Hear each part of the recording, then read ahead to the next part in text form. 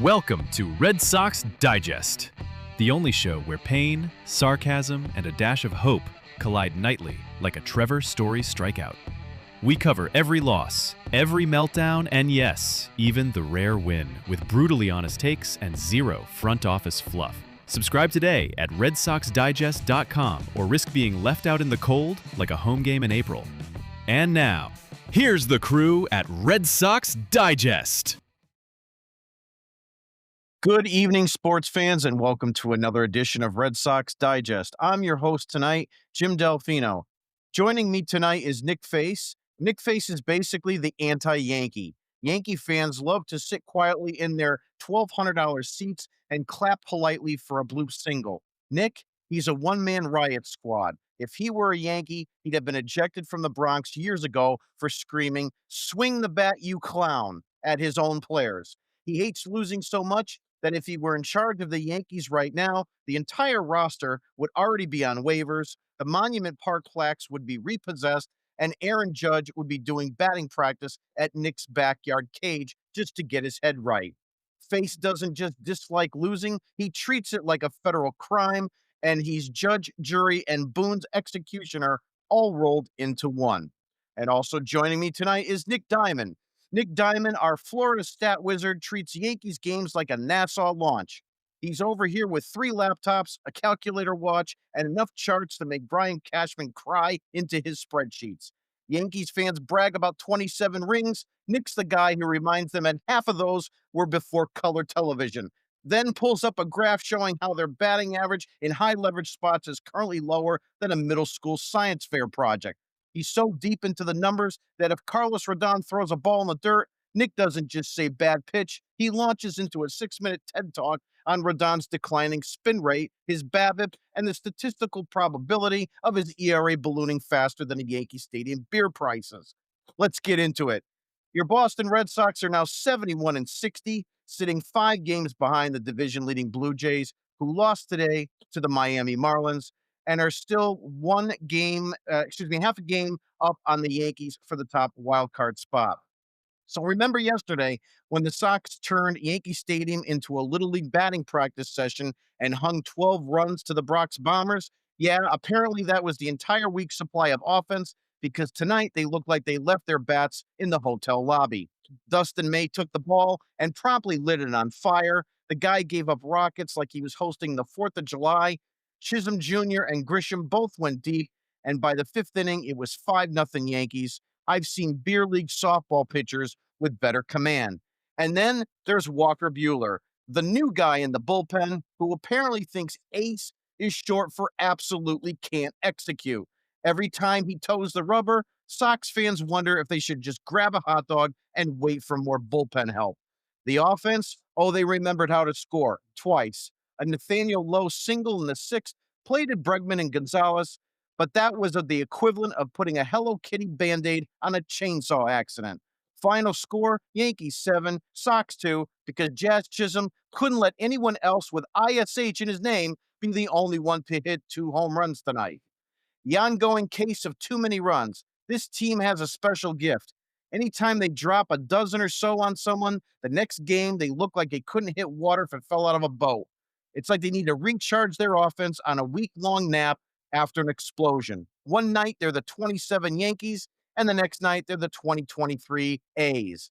Yesterday, we had 12 runs. Fans were chanting, "Who's your daddy?" in the Bronx. Today, 2 runs. Fans chanting, "Thanks for visiting."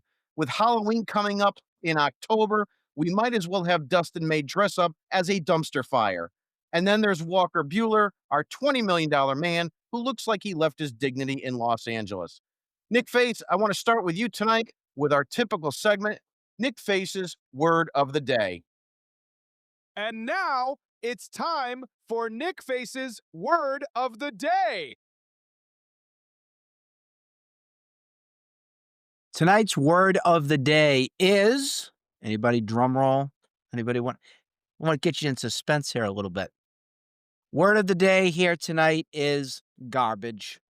That's all I got for tonight. Garbage. I mean, coming into this, you kind of expected it with Dustin May. He's had glimpse of decent. He's had glimpse of The biggest thing with him is I'm just never overly satisfied. I look at him and I look at like Nick Pavetta as I used to do. It's like a Jekyll and Hyde kind of situation. One night you might get something great. The other night you might get something mediocre. The other you'll just get a big pile of crap. Well, tonight the garbage was in full effect, especially with Walker Bueller having his first appearance out of the bullpen tonight. That was fun. And this game was one of those getaway games. Put the B squad in. Don't care. We won the series anyways. Took 3 of 4. I personally wasn't expecting a win here tonight. I was correct on that. I think you guys probably were in the same predicament. We'll probably talk about it. Look, this goes back to your trade deadline. It goes back to that. And it goes back to how you failed at improving your team. We saw tonight some big, drastic differences in not getting the job done versus woulda, coulda, shoulda. And I hate playing that game because you have one particular player who I want fired off into the next county as fast as possible. That's Jarren Duran, who was your prized player. You can't trade him for Joe Ryan, can't trade him to the Padres to get something of the effect. Then you have Dustin May, where the Sox could have very well have potentially had, again, a Joe Ryan type, a Merrill Kelly, a Charlie Morton type versus a Dustin May, who, again, he was thrown out in the streets in LA because the Dodgers didn't want him anymore. They told him to go home. We're all set. We don't want you. And then your big hyped guy from this offseason coming in. Oh, yeah, he's going to be great. This new reclamation project, he's going to be awesome. Walker Bueller, can't wait. He's going to be exactly as you expect he was from the Dodgers. Well, once again, the Dodgers are laughing hysterically in the Red Sox face because their trash turns into our junk pile. It's just, it is what it is with them. So I'm not overly mad. I don't like to lose, as we all know, but this was one of those expected ones. I know we're going to get into the next series upcoming, which is the Orioles, who just kicked our you-know-whats at Fenway Park. I'm not feeling hot on it. I'm not, but we'll get into that when we get there. So, hope you like the garbage tonight, because it was a hot, steaming pile of it. Nick Dime, I'd like to get your reactions to tonight's game. And, are you disappointed in the fact that we didn't sweep, or are you content in the fact that we took the series? We'll start off with Dustin May. He was flat out horrible. Lots of hard contact. 4 home runs, couple bombs off Trent Grisham, who's I know he's got 25 home runs now this season, but is he a guy you give up home runs to? I don't think so. He just was pathetic tonight, Dustin May. Like Nick Face said, it was a failure at the deadline. We can also talk about Walker Bueller, but if he's on this roster much longer, it's kind of pathetic too. There's better options in the minor leagues. There's better options out there. I'd rather have Rich Hill at this point, to be honest. I know we've had Rich Hill 6 times, 6, 7 times at this point, but Rich Hill is probably a better competitor. He's going to get guys out. He's left-handed. He does, I don't know, something about the 80, 88, 87 mile per hour fastball is better than Walker Bueller's 93, 94 mile per hour slop that's right down the middle.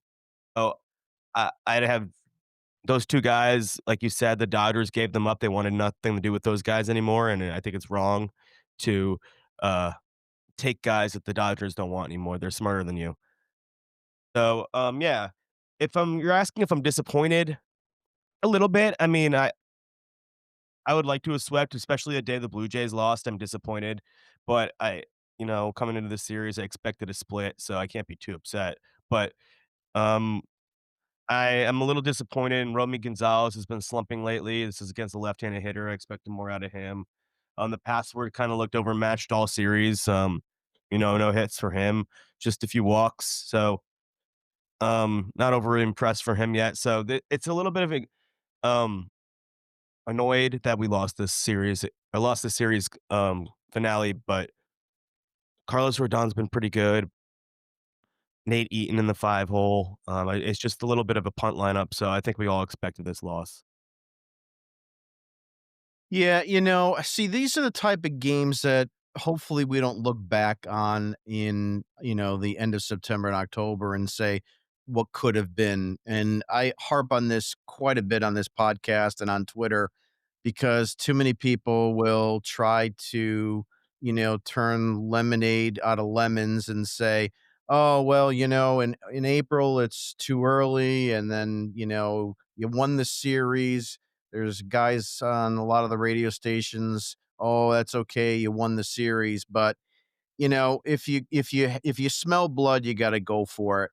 The problem with Alex Cora, and we'll get into that in our Dugout Dipshits, segment tonight, but I was really annoyed with the lineup. I was annoyed that you've got Nate Eaton, a journeyman.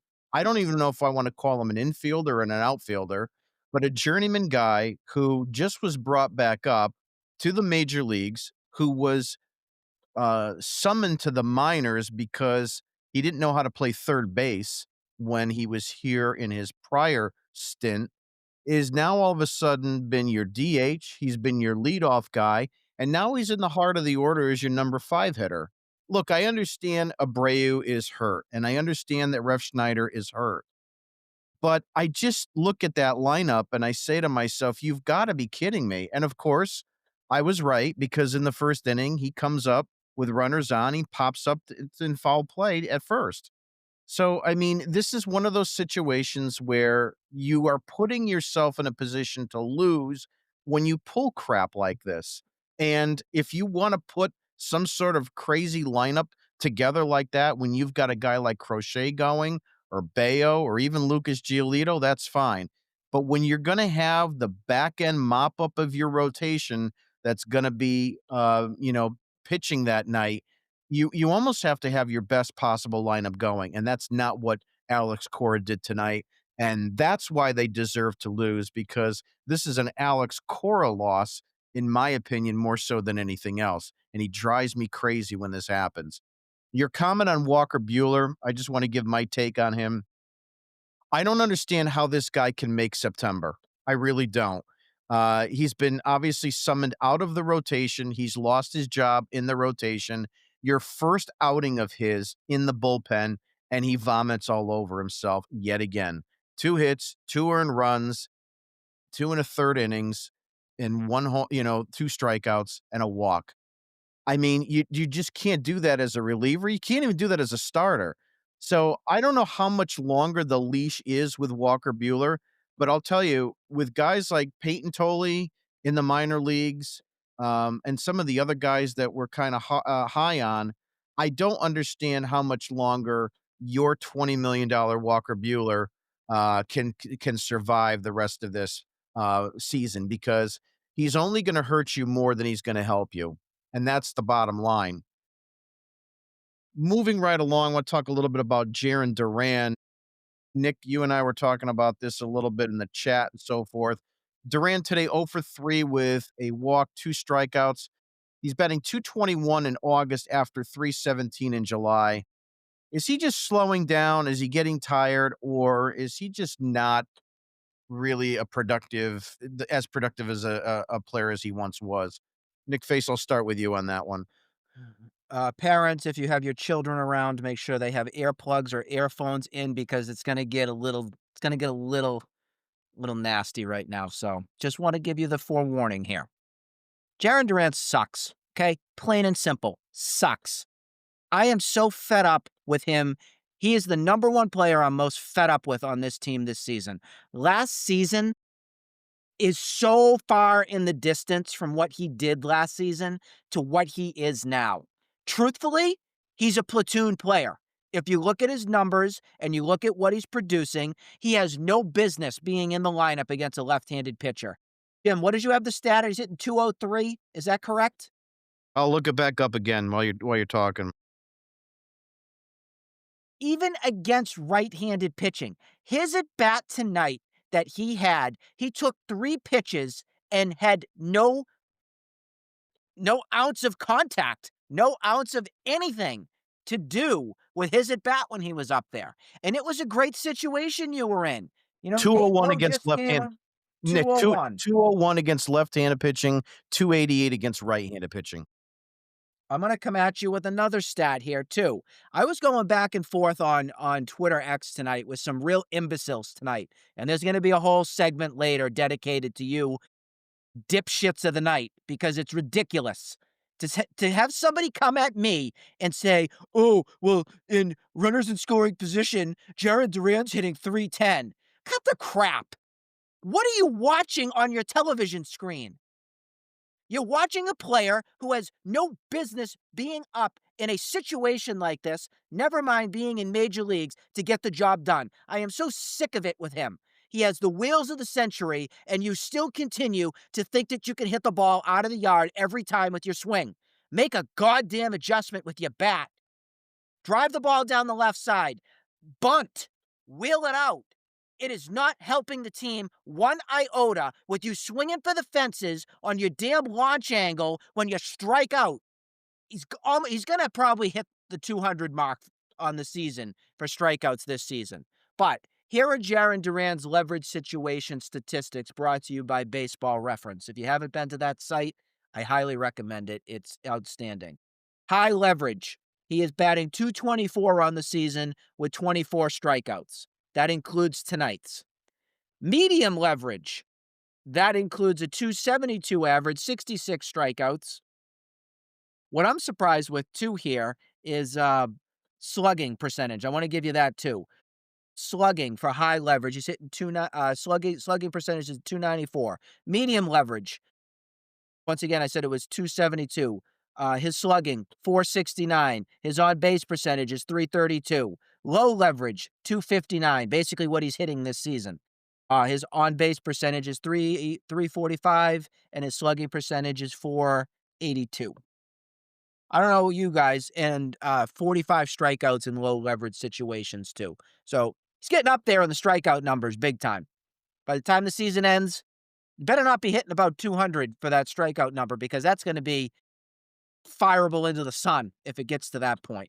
He's had too many opportunities, guys, and I think that's the biggest thing here. I know what else you're going to do with what you got. I understand it. But it doesn't help the situation when Alex Cora, against right-handed pitching, throws Duran in the 3 spot. Tonight, what was he batting? 7th? Yeah, I think so. Yeah, it was 7th, right? Yeah. His glove this season has been suspect too. I feel like we have to hold our breath sometimes in center field or left field. I think he's close to about 10 errors combined between the two positions as well too. This has been a terrible. I know some people are going to say, "Oh, it's not that bad." In my eyes, compared to what you saw last season, you can't count on Jarren Duran, and that is a big reason why this team is like a seesaw. And case in point, tonight is another reason why you couldn't get the complete job done. Would have been great to sweep, but you didn't. You take 3 or 4. Nick Diamond, a similar question to you. Your thoughts on Jarren Duran and his slumping as the second half evolves? Well, I think it was pretty obvious he was never going to replicate last season. Last season was a once in a lifetime type of season. It reminded me of the 2011 Jacoby Ellsbury, where he came second in MVP. In my opinion, he should have won MVP. I don't think pitchers deserve MVPs unless they're absolutely special. In that season, I don't think Justin Verlander was that impressive to get the MVP as a pitcher. But as I think there's a lot of criticism you can give to Jarren Duran too, because the first one I've always wanted to say is he has not been stealing bags lately, and that's a lot of his value is the ability to take extra bases, steal bases. He hasn't been stealing bases in a long time. I feel like he even did that last year where he opened up the season stealing a lot, and then he kind of tailed off at the end. He's completely tailed off now. He hasn't stolen a base in a while, it feels like. And another takeaway between what Nick Face said, it's kind of like there's a big difference between runners in scoring position and a clutch stat, high leverage or low leverage kind of stats, because runners in scoring position can easily be Jarren Duran hitting 310 or whatever it was when they're up by 10 runs with runners on second base and second, third base. And that's why his runners in scoring position stats are good. But that's not high leverage. That's low leverage. It's not a high leverage position. 2 outs, tight game, late innings, that's high leverage, and that's where Jarren Duran has not really come up tonight or even all season. Um, the at bat right after Nate Lowe drove in 2 runs, where he had a 1-1 count, and then he let like a fastball right down the middle go by him. That's where it had to happen. After that, it was all over. And those are the decisions that he was making last year, where he was being aggressive in those 1-1 counts, and not falling behind. Once he got to 1-2 with the Rodon lefty slider, he was cooked. It was just done. He had no chance. So, yeah, there's a lot of criticism to put on Duran. Realistically, he's probably a DH. He should be the DH. The Red Sox won't put him out there because I think they want to trade him in the offseason. But it, if you want to put the best lineup on the field, it should be Jarren Duran at the DH spot, Roman Anthony in left field, Ceddanne Raphael in center field. And once Willie Abreu's back, he should be in right field. So I think that's the real reason why they're not putting him out there, is because they want to keep as much value and trade him in the offseason.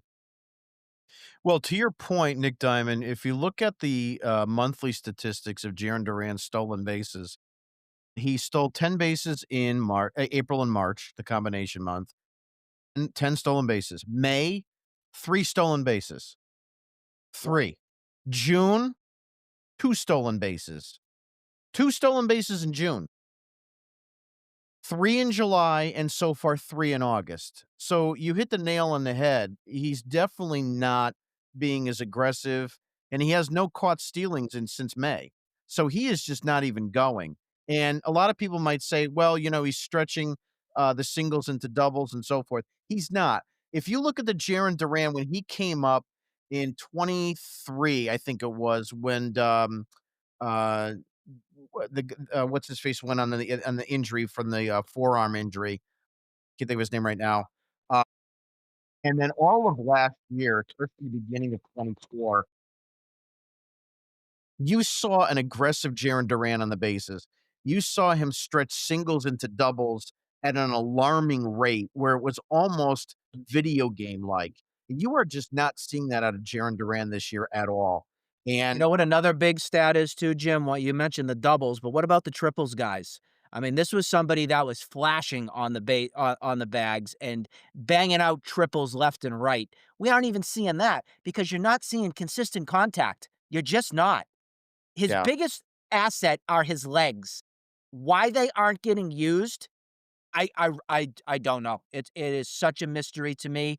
I don't know if this is because of Red Sox philosophical issues and things with the bat, but it is so glaring and so ridiculous that it has to be discussed here. We have to talk about that.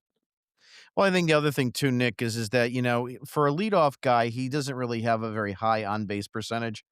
335 this year, 342 last year. He's definitely regressing in all his offensive categories. Slugging is down 50 points. His OPS is down 60 points. His OPS plus is down 20 points. So, I mean, every statistical category that you're looking at has been down. The only thing that is still on par, believe it or not, is his triples. He had 14 last year. He's got 12 this year. So he's kind of consistent there, but the power numbers are down. The home runs are down. There's no way he's going to hit 20 home runs this year with the amount of time that's left. I don't believe.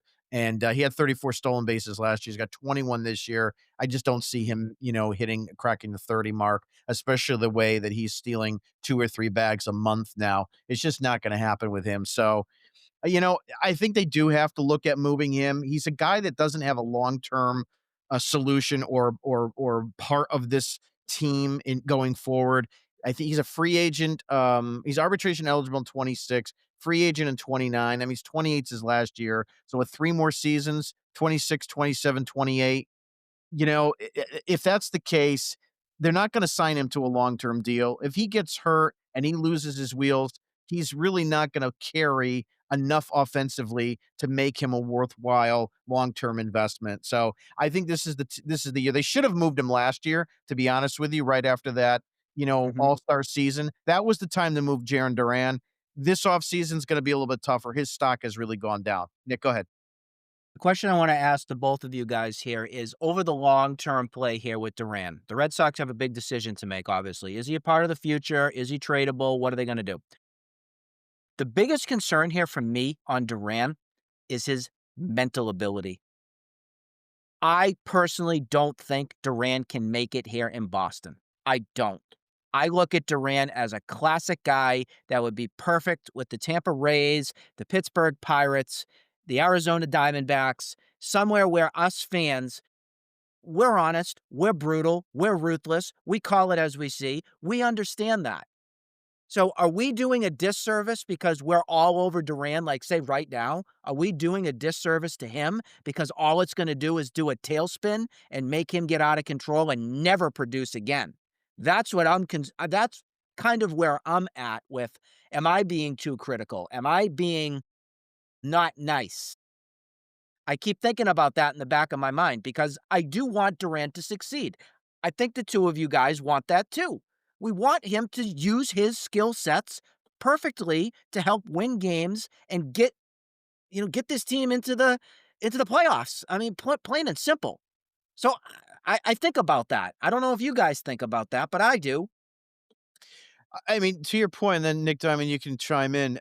My thing with Jarren Duran, and the first part of your concern was, his ability to make it in this market. You've seen a lot of signs with Jarren Duran having arguments with fans. He had another, off-colored, When cursing it was Wednesday. Yep. Wednesday. So the point of the matter is I can understand that there's a difference between wanting to be upset that you're not performing the way you should, and you have to be able to contain yourself when you are in the public eye the way he is. Because that's the other thing that, like, Alex Verdugo had a little bit of an issue with as well. These kind of like guys that can get set off too quickly, too easily, and not stay within themselves, and they're gonna just continue to bury themselves in both offense and defense and just their chemical makeup, and I worry too that if he continues to have struggles and he continues to have people name call or bash him, that he's gonna take it to a whole 'nother level, and I'm not sure if the Red Sox want that to be, something that they're embracing, or they're looking to say, we don't want that anymore. I mean, if they can move Rafael Devers for various reasons of not playing first and being sort of a cancer in the dugout and so forth, then they can move anybody. Nick Diamond, what's your thoughts on this? I think offensively, this is just who he is. I think he's like a 250 batting average, 15 to 20 homer, 30 steal, 780 OPS guy, and it's just not worth to keep him around at that point. Um, his defense has been bad. If he was the defender he was last year, where he was an elite defender in left field and center field, he might be worth it kind of with his personality to keep him around. But with that offensive profile that I just described, he's not a superstar. He's not worth it. You might as well with the all other outfielders you have on this team. He's the odd man out. I kind of was the guy to support keeping him this year. I think you couldn't lose another offensive bat after you traded Rafael Devers, but as long as they keep Alex Bregman, you can trade Jarren Duran this offseason. And I don't know how much value he really has, but I think it's something you're going to have to do because I don't. Yeah, like you said, I don't know if he fits here long term. I don't Yeah, think he he does. doesn't. He doesn't, and he is arbitration eligible at the end of the season. So, again, it's one of those He things. he did come to a 2-year deal at the beginning of last year with the Red Sox, so his salary's already they already know his salary, it's like 4 point something million. You're right. There is a 26 team option. My Yeah. mistake. But all right, so that might even be a little bit better for another team that might be wanting to take a flyer on Jarren Duran. The problem is though is that you're not trading from a position of strength with Jarren Duran unless you're going to include something else, whether that be a Marcelo Meyer or, maybe even the password or whatever that might include to try to get someone of value. The thing about it though is that, like I said earlier, last offseason was the time to move him. You would Breaking have news. yes, go ahead. Bernardino will be your starter tomorrow for the Red Sox. Bernardino, who was in tonight's game. So why was You Kyle gotta be Harrison kidding me. back? You gotta Why do be you kidding me, guys. Wow. Why? You got Kyle Harrison scratched. You could put Fitz in there. Hell, I would have been fine if you just tried Bueller. You are a loser organization if you do the frickin' opener bullshit. I'm sorry, you are. I'm sorry that I'm mad. That is ridiculous. The guy just vanished for 3 weeks. Oh, yeah, you're just going to open now in Baltimore. It is unacceptable. Yeah, really strange, especially when I mean, what was his final line tonight? Was it 2 innings? One and a third, Fucking 2 strikeouts. It just doesn't make a lot of sense the way Alex Cora is managing this season. It just doesn't it's something about the I don't know if he's just not into it. I just don't know if it's he's checked out, He already had a comment that well, 2 weeks ago, and we didn't bring it up on the podcast that he was kinda almost given like the roster is the roster explanation again. And I just there's just something that's just a little bit off with him this season. I don't know if you guys see it, but I just certainly do. Um checked out. yeah, another piece of news today. Abraham Toro, for all you Toro fans, has cleared waivers and accepted assignment to Worcester.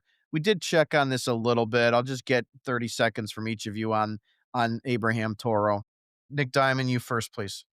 I think it's good that he cleared waivers. I didn't really think he would go to another team, to be honest. I think he's been bad lately, but it's just insurance with Meyer out for the season, just in case Bregman has to go down again. It's at least a body that you could trust out there that knows the guys on the team, won't be a completely new guy. So I think it's good that he cleared waivers. He accepts the assignment, but it's nothing like groundbreaking. It's not going to do anything. Hopefully, it doesn't matter. Yeah, I agree. Nick Face? I'm really stunned that none of the league took a waiver on him. I really am. He did a serviceable job for you, especially May and June. I know he hasn't been great, July into August, but serviceable guy, switch hitter, can play multiple positions. Why didn't anybody else in the league want him? Can't be money related. This is a blessing. It's more depth. If rosters expand, that could be an option. I hope they have other choices, obviously, but it's an option. It's never a bad thing to have depth. No, it's not. I mean, in the unlikely event that, Nathan Lau gets hurt or, if Bregman should have a little bit of something going on with his quad or calf again, at least, you got somebody there that you could bring up and have a little bit more confidence in than you would someone like Nate Eaton. Moving right along, just check the chats. Um, Perfect one here from Guano. Former Dodgers pitchers are the garbage of our team. You know, and I'll send him a Christmas card. yeah, Nick Diamond brought this up before, and I've said it on the podcast before. When you acquire ex Dodgers pitchers from a team that is World Series bound and has World Series aspirations, if they don't want the guy, what does that tell you? James Paxton, Dustin May, Walker Bueller. What does that really tell you when those situations come up? Guano also says, I would rather have Nick Sogard instead of Eaton. I have to agree with that. How come Nick Sogard hasn't been getting another chance here? He can play all the infield positions. He could probably play the outfield a little bit too. He looked okay with the bat. Why is Nate Eaton the guy that's being brought up as opposed to Nick Sogard? I can't figure that one out for the life of me. Eric says you need to get on a base to steal bags. He keeps striking out, especially with runners in scoring position. Yeah, no, that's true. I mean, he's just not. We are talking about Duran. He's not the offensive player that he was last year, and you could see he's kind of slumping, and maybe he's getting tired towards the end of the season, which is not something we need if we are going to have a postseason experience. It's just a bottom line. That said, we are going to move to our other segment, and here we go. And now it's time for everyone's favorite segment, the Dugout Dipshits. Dugout Dipshits time, and we've got a couple of them today to go over. The first one is going to be a conversation I had regarding the lineup And this was with Nate Eaton. We talked about this earlier today, batting fifth. And I said, why is Nate Eaton batting fifth? If you are a World Series or playoff with aspirations to play in the playoffs, you do not have a guy like Nate Eaton batting fifth.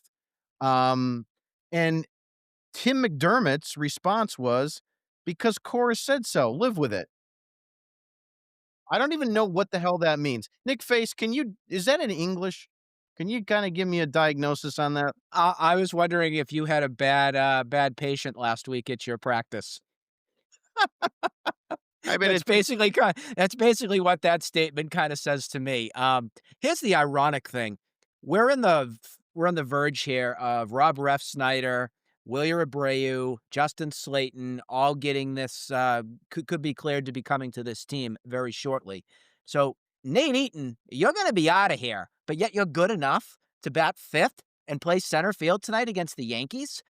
I really think that there should be a case study from somebody from Harvard that just does a brain, just whole test on Alex Cora or the Red Sox organization as a whole to come up with some of these whacked out lineup and decisions that are made sometimes, because it scares me. It scares me at times. Like that tonight, Jim, you had full reign to be able to post that up there. You beat me to the punch. I didn't get on in time to see it. That was great. It should have been discussed. It's a very valid question. Any of the media buffoons out there gonna ask? How about Max Cerullo, Chris Cotillo, all of you? Did you ask Cora why? Did you? Or did you run away with your tail between your legs back to your little cubicle to write your next article? Is that what you did? You know, Nick, I could never be on the beat like that, because when Alex Cora says stuff and he repeats himself, I would just tell him to go F off and answer the question. But that's me. I don't, I'd probably get fired, but I don't take shit. I really Me just too. don't. I'm the professor of harsh reality, my friends. I mean, I say it how it is. If you don't like it, there's the door. Don't let it hit in your ass. That's all I got to say about that. But if you are a championship team, Nate freaking Eaton he's not on my team, number one. He's not playing center field, to your point, Nick, in New York. I don't know. The other day they said Roman Anthony may have been sick. Well, if he was good enough to DH in the last game and he's good enough to DH in this game, why isn't he out there in the outfield? This is just an egregious thing, and it's more of Cora being a schmuck as far as I'm concerned. I can't stand the way he manages his lineup. I can't stand the way he manages his bullpen. That's just the way it is, and that's the bottom line. Next guy, that's dugout dipshit number 2 is Job Goddard. His response was, "You take pressure off struggling players knowing you'll pinch hit in this spot."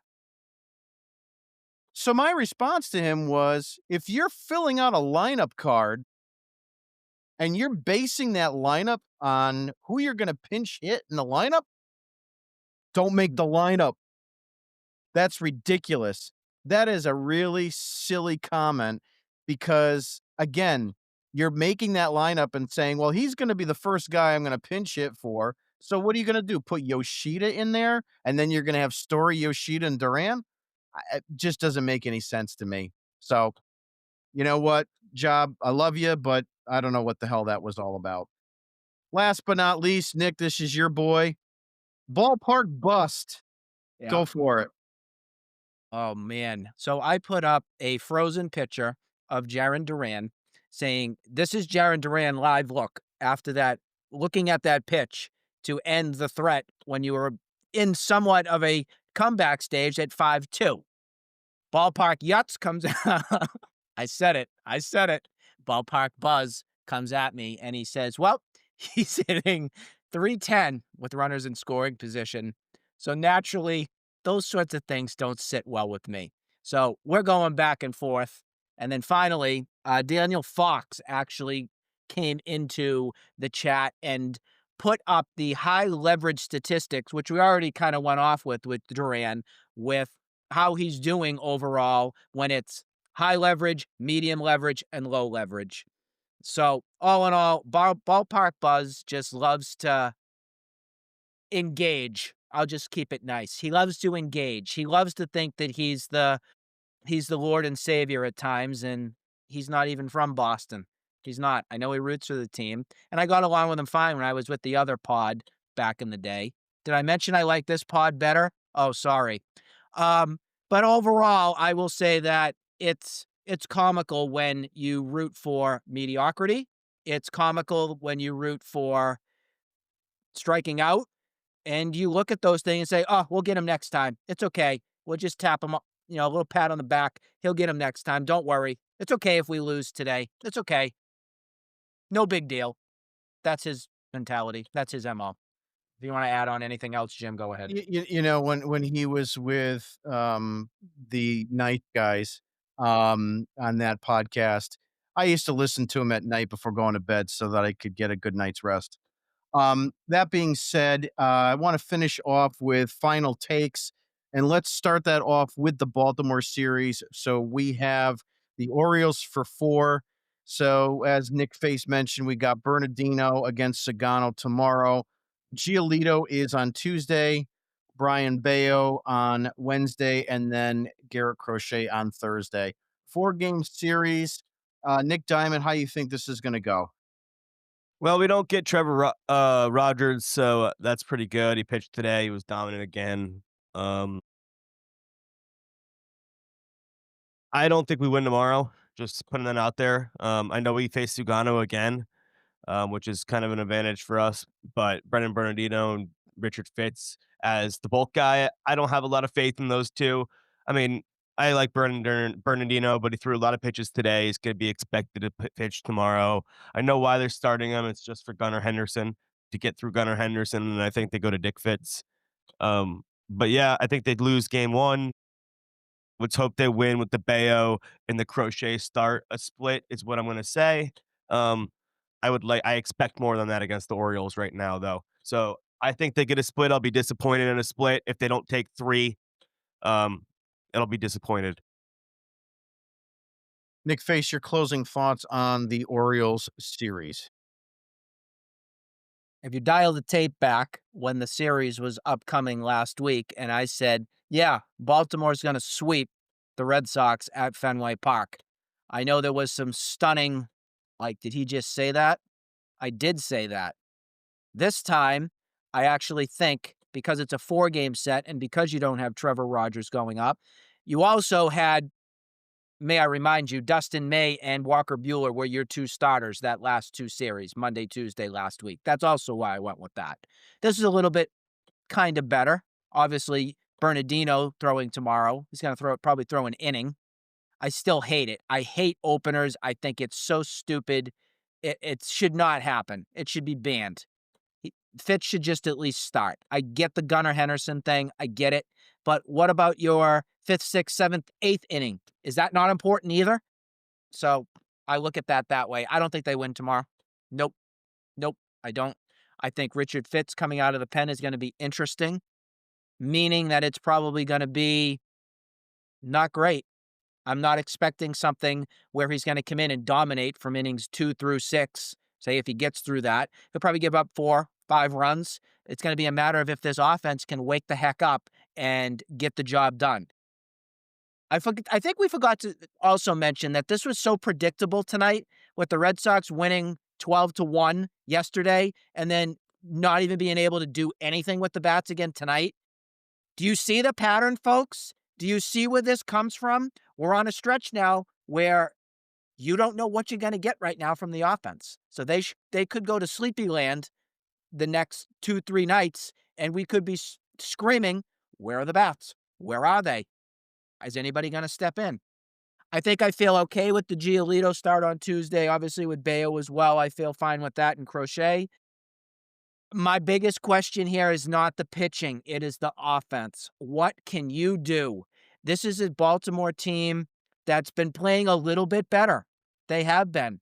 They had a bad start to the season, and then they started to click and get a little bit better. So you need to at least bare minimum split. If you don't take 2 of 4, and you want to talk about playoffs, I'll be really disappointed in you. Yeah, very good point. I have a lot of confidence in the Crochet start. I mean, it looks right now, Tuesday and Wednesday, according to ESPN.com, the Orioles don't even have a projected starter for either one of those games. So we'll see how that goes. I do worry about tomorrow's game. So I am going to go for a split as well. I'd like to take 3 out of 4. It kind of really depends on Giolito there as well.